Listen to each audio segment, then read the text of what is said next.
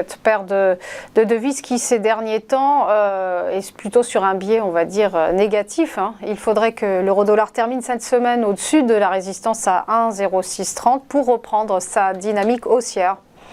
Oui, donc là, on l'a passé ce matin, on est légèrement au-dessus.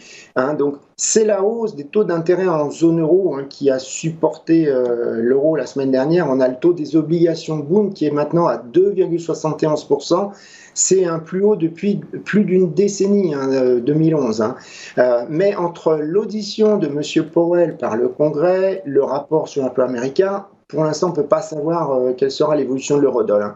Et enfin, toujours ne pas oublier les risques géopolitiques avec l'Ukraine, et aussi la Chine qui s'est réunie, je dirais, en congrès pour réélire Xi Jinping, qui a fixé ses objectifs, notamment une sacrée augmentation du budget de la défense. Donc les risques géopolitiques, c'est toujours une épée de Damoclès pour les traders. Alors, si on regarde en analyse technique, on a comme support 1,0540 qui a tenu bon la semaine dernière. Donc moi, je pensais plutôt que c'était un support intermédiaire. Bon, il a tenu. Il correspond au rebond de la paire au premier jour de trading de l'année après une période de trading range. Plus bas, on a le plus bas de l'année, 0,484.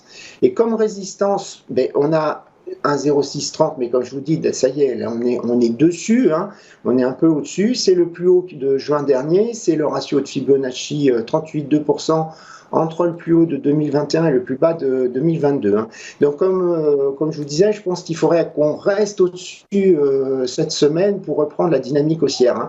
Et encore plus haut, on a un 0,830. C'était une zone de congestion sur laquelle l'eurodoll avait rebondi pendant 3 mois jusqu'en mai 2020.